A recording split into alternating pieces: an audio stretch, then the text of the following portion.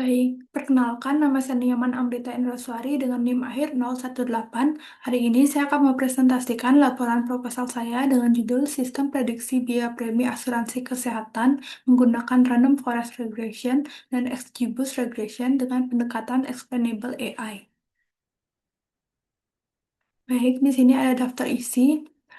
Hal yang akan saya bahas hari ini yang pertama adalah latar belakang, rumusan masalah, tujuan penelitian, batasan masalah, manfaat penelitian, tinjauan pustaka, metodologi penelitian, dan jadwal pelaksanaan penelitian. Baik, yang pertama ada latar belakang. Kebutuhan asuransi kesehatan terus meningkat seiring kesadaran masyarakat akan pelindungan biaya medis, dengan premi sebagai komponen penting yang harus dihitung secara teliti, objektif, dan berbasis data, karena perhitungan yang keliru bisa mengganggu keberlanjutan pengelolaan risiko atau mengurangi keterjangkauan bagi peserta. Biaya premi dipengaruhi oleh banyak faktor yang saling berinteraksi seperti usia, riwayat penyakit, dan kondisi medis, serta lain-lain dengan pola yang kompleks dan non-linear, sehingga metode machine learning berbasis pohon keputusan lebih sesuai dibandingkan pendekatan linear sederhana. Random forest regression dipilih karena membangun banyak pohon secara paralel untuk hasil yang stabil, sedangkan XGBoost regression dipilih karena membangun model secara bertahap, memperbaiki kesalahan sebelumnya, yaitu atau boosting, sehingga sering berperforma tinggi. Perbandingan keduanya penting untuk melihat model mana yang lebih akurat dan mudah dijelaskan. Karena model berbasis pohon cenderung bersifat black box, pendekatan explainable AI, SHARP, ditambahkan agar faktor-faktor di balik prediksi premi dapat dijelaskan. Ini penting untuk menjaga kepercayaan dan akuntabilitas di ranah kesehatan dan asuransi. Studi acuan utama yaitu penelitian oleh Orji dan Kwandu tahun 2024 menggunakan 986 rekod data. Ini cukup sebagai rujukan awal namun relatif terbatas. Penelitian ini diarahkan menggunakan dataset publik yang lebih besar agar model dapat mempelajari variasi peserta yang lebih luas dan hasil evaluasi yang lebih stabil. Selanjutnya ada rumusan masalah. Rumusan masalah difokuskan pada 4 unsur. Yang pertama ada penerapan 2 model regresi, perbandingan performa, penjelasan faktor prediksi, dan rancangan sistem web. Random forest dan XGBoost dibandingkan karena mekanisme belajarnya berbeda, meski sama-sama umum digunakan dalam prediksi biaya asuransi. Explainable AI, SHARP, diperlukan agar hasil prediksi tidak berhenti pada angka, tetapi juga menunjukkan faktor pembentuknya. Sistem web dirancang sebagai dashboard yang menampilkan input, hasil prediksi, perbandingan modal, dan interpretasi Sharp. Adapun keempat rumusan masalah tersebut yaitu pertama, bagaimana penerapan random forest regression dan XGBoost regression dalam memprediksi biaya premi asuransi kesehatan. Yang kedua, bagaimana perbandingan performa kedua modal berdasarkan metrik evaluasi regresi. Lalu yang ketiga, bagaimana pendekatan explainable AI dapat menjelaskan faktor-faktor yang mempengaruhi hasil prediksi. Dan yang terakhir, bagaimana rancangan sistem web prediksi biaya premi yang dikembangkan menggunakan metode waterfall. Baik, selanjutnya ada tujuan penelitian. Tujuan disusun sejajar dengan rumusan masalah agar tiap pertanyaan punya arah penyelesaian yang jelas. Ini mencakup penerapan model, pengukuran performa, penjelasan hasil, dan perancangan sistem web. Metrik regresi dan SAP digunakan untuk evaluasi model, sedangkan waterfall, black box testing, dan sistem usability scale atau SUS digunakan untuk pengembangan dan evaluasi sistem web. Adapun keempat tujuan penelitian tersebut ada menerap- menerapkan random forest regression dan XGBoost regression dalam memprediksi biaya premi asuransi kesehatan, membandingkan performa kedua model berdasarkan metrik evaluasi regresi. Lalu yang ketiga, menjelaskan faktor-faktor yang mempengaruhi hasil prediksi menggunakan pendekatan explainable AI. Dan yang terakhir, merancang sistem web prediksi biaya premi menggunakan metode waterfall.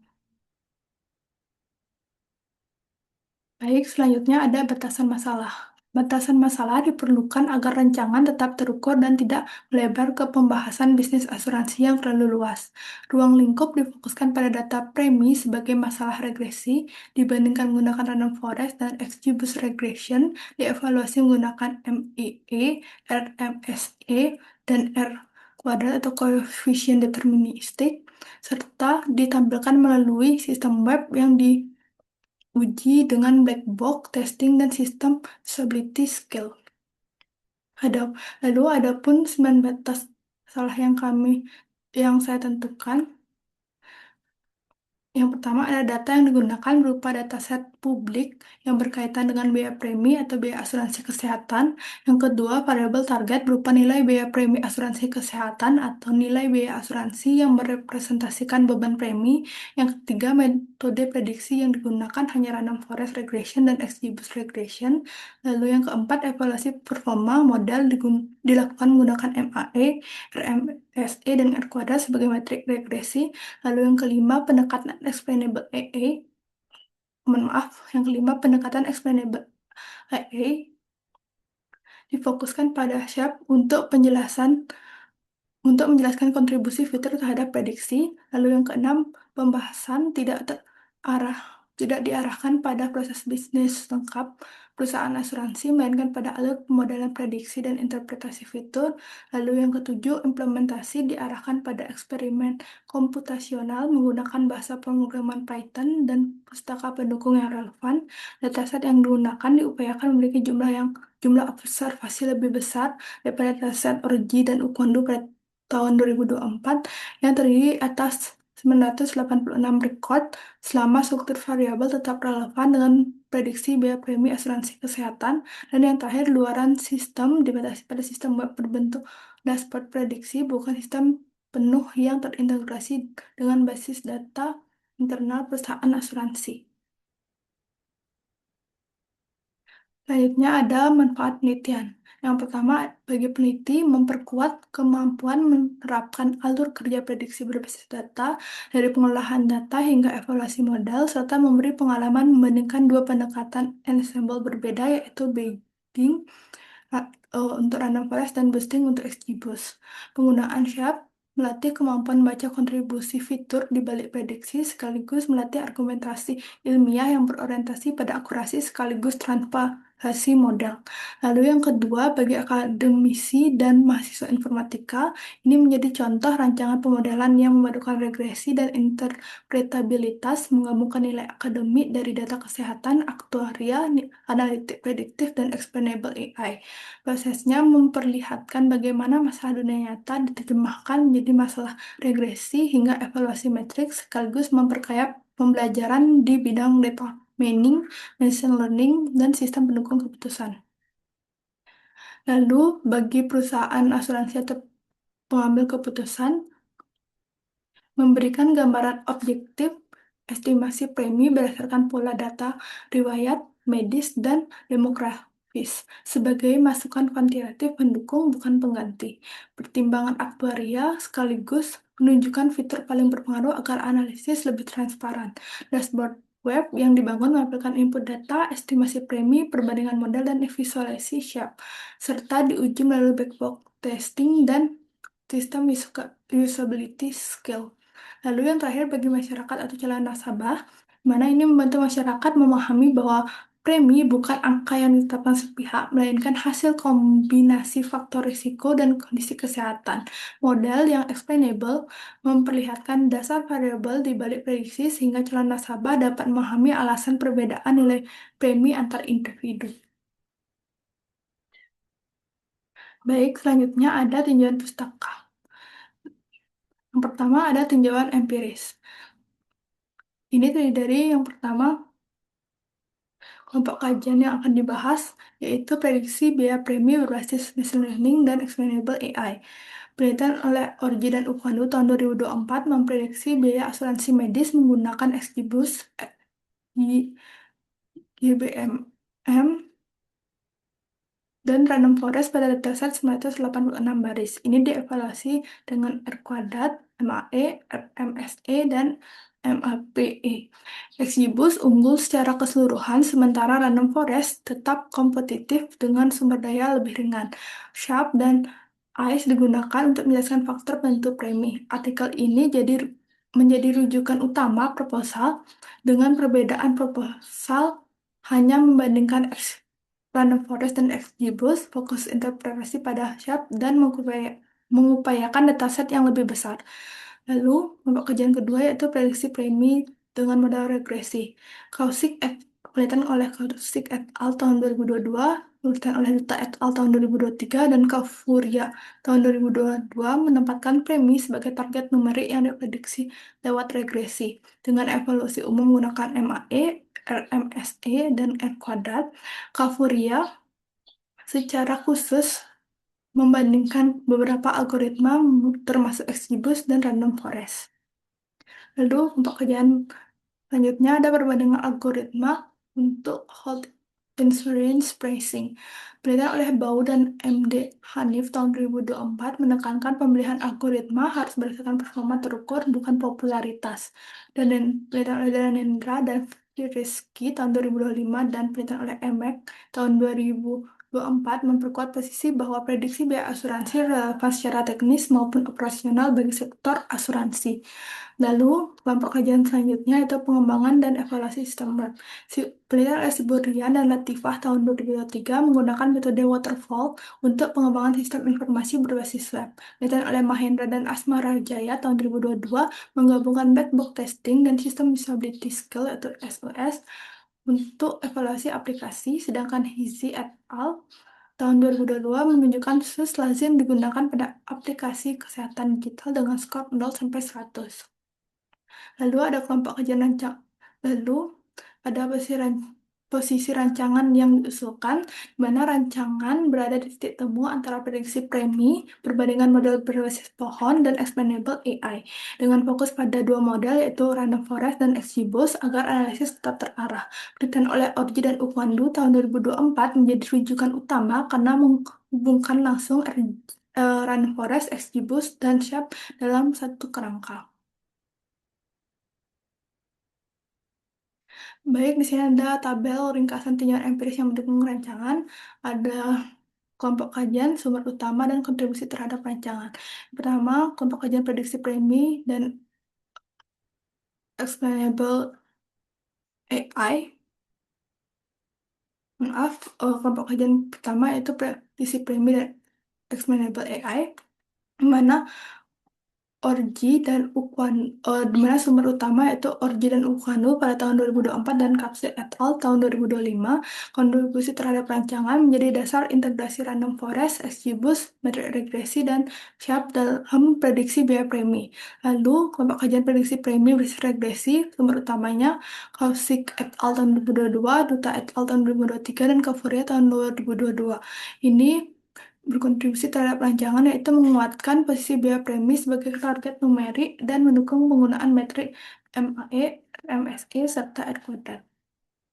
Lalu lalu kelompok kajian perbandingan algoritma penelitian oleh sumber utamanya penelitian oleh Bahu dan MD Hanif tahun 2024 dan Hendra dan Firiski tahun 2025 serta EMEC tahun 2024. Ini memberi dasar bahwa penelitian model perlu dibandingkan berdasarkan performa, bukan hanya popularitas algoritma. Lalu kelompok kajian perkembangan dan evaluasi sistem, sumber utamanya Siburian dan Latifah tahun 2023, lalu Mahendra dan Asma Rajaya tahun 2022, dan Hizi et al. Tahun 2022. Kontribusi terhadap rancangan menguatkan penggunaan waterfall untuk pengembangan sistem web, black box testing untuk pengujian fungsi, dan SUS untuk evaluasi kegunaan sistem. Lalu kelompok kajian terakhir yaitu interpretabilitas model, sumber utamanya Saraswat et al. Tahun 2022 dan Rao et al. Tahun 2024. Ini menguatkan alasan penggunaan explainable AI agar hasil prediksi dapat dipahami dan dijelaskan. Baik, selanjutnya ada tinjauan pustaka, yaitu pada bagian tinjauan teoritis. Yang pertama ada asuransi kesehatan dan biaya premi. Asuransi kesehatan merupakan mekanisme pelindungan finansial yang membantu peserta menghadapi risiko biaya pelayanan medis. Premi adalah iuran yang dibayarkan untuk memperoleh pelindungan tersebut, yang idealnya mencerminkan tingkat risiko, potensi biaya, dan karakteristik peserta. Premi yang terlalu rendah dapat mengganggu keseimbangan pembiayaan, sedangkan premi yang terlalu tinggi dapat menghambat akses masyarakat. Dalam rancangan ini, premi diperlakukan sebagai nilai numerik sehingga masalahnya termasuk regresi, bukan klasifikasi. Lalu yang kedua ada prediksi berbasis machine learning.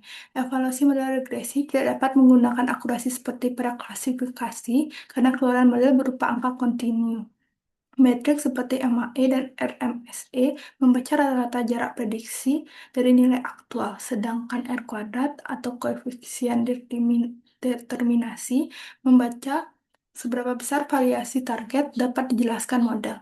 Pemilihan metrik yang tepat membuat perbandingan random forest regression dan XGBoost regression menjadi lebih objektif. Lalu selanjutnya ada random forest regression. Ini menggunakan pendekatan King atau membangun model secara paralel, di mana metode ensemble dalam forest regression ini menggunakan metode ensemble berbasis banyak pohon keputusan. Ini membangun sejumlah pohon dari variasi sampel dan fitur, kemudian menggabungkan hasil prediksi setiap pohon untuk memperoleh nilai akhir. Hasil akhir berupa rata-rata prediksi dari seluruh pohon. Strategi ini lebih stabil dibanding satu pohon keputusan karena kesalahan satu pohon dapat dikompensasi oleh pohon lain. Ini Metode ini tidak memerlukan asumsi hubungan linear yang ketat dan cocok sehingga cocok untuk data premi asuransi kesehatan yang bersifat non-linear.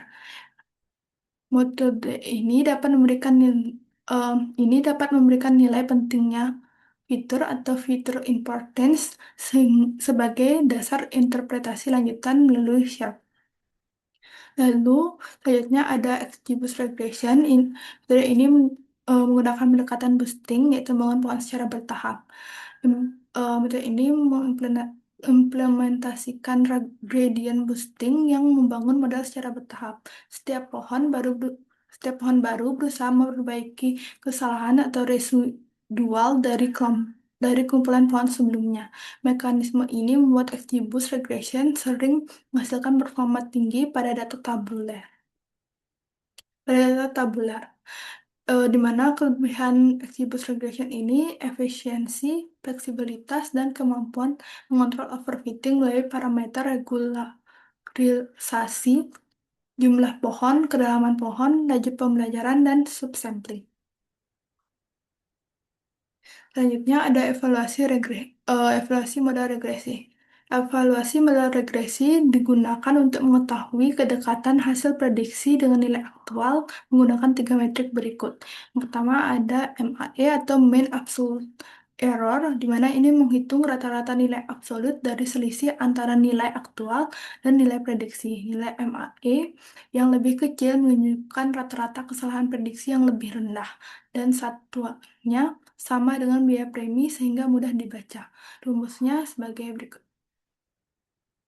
Selanjutnya ada RMSE atau Root Mean Squared Error. Ini menghitung akar dari rata-rata kuadrat error sehingga memberi penalti lebih besar pada kesalahan prediksi yang besar. Metrik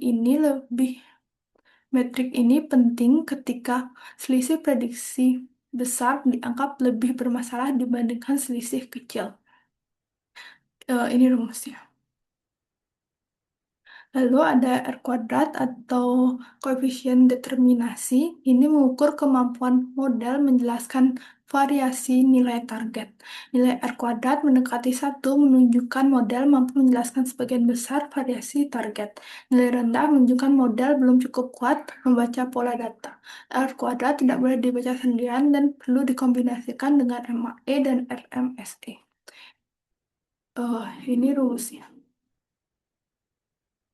Selanjutnya ada Explainable AI dan SHARP. Explainable AI merupakan pendekatan yang bertujuan membuat keluaran modal kecerdasan buatan dapat dipahami oleh manusia. Kebutuhan ini muncul karena banyak model machine learning berperforma tinggi tapi sulit dijelaskan secara langsung. Sementara pada konteks kesehatan dan asuransi, ketidakjelasan modal dapat menimbulkan masalah kepercayaan dan akuntabilitas. SHAPE atau Shapley Adaptive Explanation merupakan salah satu metode populer dalam explainable AI. Didasarkan pada konsep nilai Shapley dari teori permainan untuk menghitung kontribusi setiap fitur terhadap prediksi. Dalam prediksi premi dapat menunjukkan seberapa besar fitur usia, riwayat penyakit, atau faktor medis lain mendorong prediksi ke arah lebih tinggi atau lebih rendah. Penjelasan dapat disajikan secara global, yaitu fitur paling dominan dalam model secara keseluruhan maupun lokal, yaitu memahami satu prediksi tertentu. Ini sesuai untuk model random forest regression dan XGBoost regression yang cenderung kompleks dan sulit dibaca secara langsung. Selanjutnya di sini ada tabel variabel dataset yang direncanakan dalam prediksi biaya premi.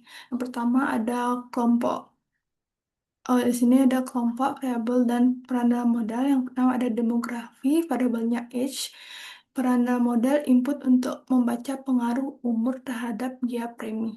Lalu kelompok kedua kondisi medis, variabelnya diabetes, blood pressure problem, any transplant, any chronic disease, unknown allergies, dan history of cancer in family.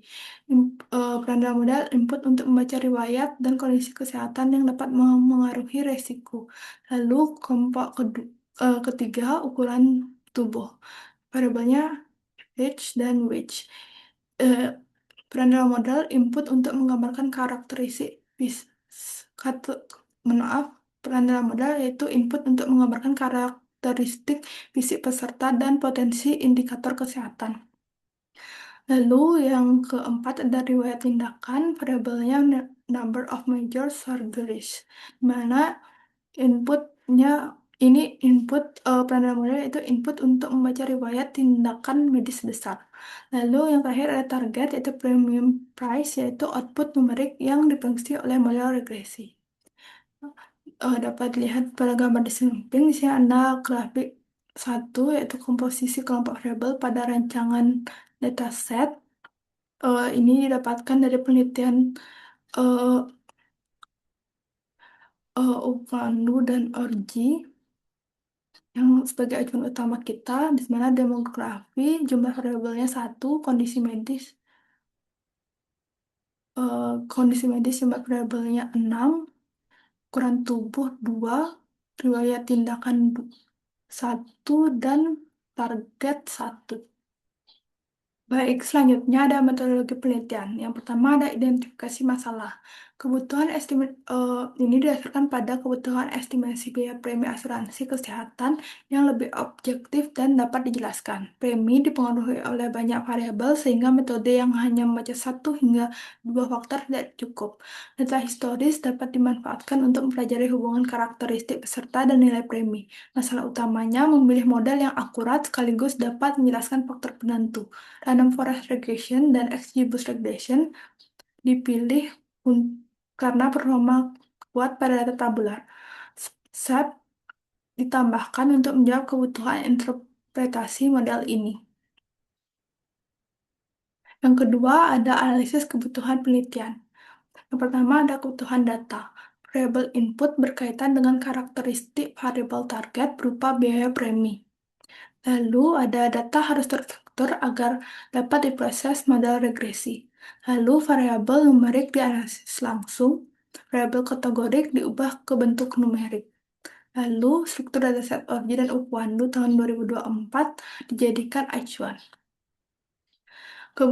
Selanjutnya ada kebutuhan hasil yaitu 4 keluaran utama. Yang pertama model prediksi biaya premi, random forest dan XGBoost, tabel evaluasi MAE, MSE, dan R kuadrat, lalu visualisasi interpretasi Sharp, dan yang terakhir sistem web berupa dashboard prediksi, evaluasi, dan penjelasan fitur. Lalu selanjutnya ada kebutuhan pengembangan sistem web, di mana halaman input di mana, maaf, selanjutnya ada kebutuhan pengembangan sistem web. Yang pertama ada halaman input data peserta, hasil prediksi, perbandingan model, dan interpretasi SHAP. Lalu sistem ini dikembangkan dengan metode waterfall dengan tahapan analisis, desain, implementasi, pengujian, dan evaluasi. pengujian fungsi menggunakan black box testing, dan evaluasi kegunaan menggunakan sistem usability skill. Selanjutnya, yang ketiga ada pengumpulan data. Data direncanakan dari dataset publik terkait biaya premi atau biaya asuransi kesehatan, variabel input berupa usia, diabetes, tekanan darah, transplantasi organ, penyakit kronis, tinggi dan berat badan, alergi, riwayat kanker keluarga, dan jumlah operasi besar. Lalu variabel target yaitu premium price atau nilai biaya premi. Acuannya berupa dataset Orji dan Ukwandu tahun 2024 dengan 986 rekam data dan 11 atribut, menggunakan dataset publik dengan jumlah observasi lebih besar agar variasi peserta lebih terwakili dan generalisasi model lebih kuat. Lalu kualitas data harus diperiksa berupa nilai kosong, duplikasi, tipe data, dan distribusi target sebelum pelatihan model. Selanjutnya ada perancangan alur penelitian, di mana pertama pengumpulan dataset premi asuransi, lalu pembersihan dan preprocessing data, lalu pembagian data menjadi data latih dan data uji, lalu pelatihan model regresi, eh, lalu pelatihan menggunakan model random forest regression, lalu XGBoost regression, selanjutnya evaluasi MAE, SE, dan R kuadrat, lalu yang terakhir interpretasi Sharpe dan perbandingan. Setelah model terbaik diperoleh, hasil dikemas ke dalam dashboard sistem web yang dikembangkan menggunakan metode waterfall agar setiap tahapan terdokumentasi dengan rapi. Baik, selanjutnya di sini ada kerangka perbandingan random forest dan regression dan XGBoost regression. Kerangkanya berupa data bersih, random forest regression, prediksi biaya premi, lalu Sharpe dan perbandingan, lalu data bersih, XGBoost regression, prediksi biaya premi, dan Sharpe dan perbandingan. Selanjutnya, di sini ada gambar alur metode waterfall untuk pengembangan sistem web. Yang pertama ada analisis kebutuhan berupa data pengguna dan fitur sistem. Lalu yang kedua, desain sistem berupa alur web, antarmuka, dan struktur halaman. Lalu yang ketiga, implementasi berupa pembangunan fitur dan integrasi model. Lalu yang keempat, pengujian menggunakan backtesting dan evaluasi menggunakan sistem usability skill atau SUS. Baik, selanjutnya ada implementasi model dan sistem web. Implementasi model dilakukan dengan pemanggilan data, pemisahan variabel input dan target, pemisahan nilai kosong dan duplikasi, encoding variabel kategorik, standarisasi variabel numerik bila diperlukan, dan pembagian data latih dan data uji.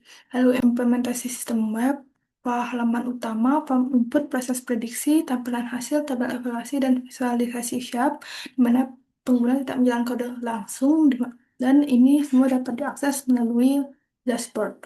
Lalu tahapan waterfall terdapat 5. Yang pertama ada analisis kebutuhan berupa data, pengguna, fitur, dan keluaran. Lalu desain alur halaman, struktur input, tampilan hasil, implementasi berupa pengguna halaman, dan integrasi model. Lalu yang keempat pengujian fungsi berupa black box testing.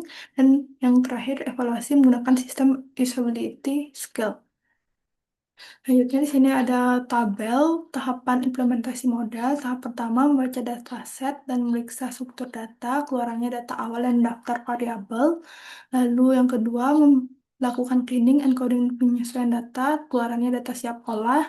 Lalu yang ketiga membagi data menjadi data latihan dan data uji, keluarannya subset pelatihan dan pengujian. Lalu yang keempat melatih random forest regression, keluarnya model random forest regression dan prediksi data uji, lalu melatih XGBoost regression, keluarannya modal XGBoost dan prediksi data uji, lalu tahap keenam menghitung MAE, MSE, dan R kuadrat, keluarannya tabel evaluasi performa, dan yang terakhir menjalankan interpretasi Sharp, di mana keluarannya fitur berpengaruh dan arah kontribusi. Selanjutnya ada tabel keempat, rancangan kebutuhan sistem web. Yang pertama ada komponennya, pengguna, Isi rancangannya admin atau analis yang mengelola data dan baca hasil prediksi. Luarannya akses dashboard prediksi premi. Lalu komponen input system, isi rancangannya form atau upload data isi variabel peserta dan kondisi kesehatan. Luarannya data siap proses oleh model regresi. Lalu komponen model prediksi, isi rancangannya random forest regression dan XGBoost regression yang sudah dilatih. Luarannya estimasi biaya premi dan hasil perbandingan modal. Lalu komponen selanjutnya ada dashboard hasil, isi rancangannya tampilan prediksi premi, ringkasan model yang digunakan, perbandingan hasil, dan penjelasan fitur. Luarannya informasi prediksi yang dapat dibaca pengguna. Lalu selanjutnya ada selanjutnya ada metode pengembangan, isi rancangannya waterfall melalui analisis kebutuhan, desain, implementasi, pengujian fungsi, dan evaluasi penggunaan. Luarannya sistem web yang terdokumentasi. Selanjutnya ada komponen pengujian fungsi. Rancangannya black box testing pada form input, tombol prediksi, tampilan hasil, tabel perbandingan halaman penjelasan. Luarannya status fungsi sistem web berjalan sesuai kebutuhan. Dan yang terakhir evaluasi kegunaan. Isi rancangannya sistem usability scale melalui kuesioner pengguna. Setelah sistem web dicoba, luarannya skor usability sistem web dan masukan perbaikan tampilan. Baik, selanjutnya ada pengujian dan evaluasi modal. Prediksi pada data uji dibandingkan dengan nilai aktual menggunakan MAE, RMSE, dan R kuadrat untuk membaca performa modal secara menyeluruh. MAE merupakan rata-rata kesalahan absolut, RMSE penalti lebih besar untuk kesalahan besar, dan R kuadrat kemampuan modal menjelaskan variasi biaya premi. Lalu interpretasi Sharp dilakukan untuk membaca fitur yang paling mempengaruhi hasil prediksi, misal usia, riwayat penyakit, ataupun jumlah operasi. Interpretasi tidak menyatakan sebab akibat mutlak, hanya membaca pola kontribusi fitur. Lalu selanjutnya ada pengujian dan evaluasi sistem web. Yang pertama ada black box testing. Ini untuk menguji dari sisi pengguna tanpa memeriksa kode, yaitu berupa meliputi halaman input, menerima data peserta, validasi saat data belum lengkap, tombol prediksi, menjalankan proses sesuai alur, halaman hasil menampilkan estimasi premi, dan tabel perbandingan model, serta halaman interpretasi terbaca dengan baik. Lalu ada sistem usability skill atau SOS, mana ini mulai pengalaman pengguna, dilakukan pembagian kuesioner, diberikan 10 pertanyaan untuk menghasilkan skor kegunaan kepada orang dan mencoba web. Lalu ini akan menilai kejelasan alur dashboard, kemudahan form input, keterbacaan hasil, kenyamanan membaca tabel atau grafik, dan kemudahan memahami interpretasi. Baik, selanjutnya ada jadwal penelitian. Yang pertama ada kegiatan identifikasi masalah dan studi literatur dilakukan pada bulan pertama dan bulan kedua. Lalu pengumpulan dataset pada bulan kedua dan bulan ketiga. Lalu pre-processing data pada bulan ketiga. Desain sistem web dan dashboard pada bulan ketiga dan keempat. Lalu implementasi model dan sistem web pada bulan keempat dan kelima. Lalu uji model dan sistem web pada bulan kelima dan keenam. Dan pembuatan laporan eh, dari bulan ke-1 hingga bulan ke-6. Baik, sekian presentasi saya. Terima kasih. Mohon maaf jika ada kesalahan, baik disengaja maupun tidak disengaja. Terima kasih.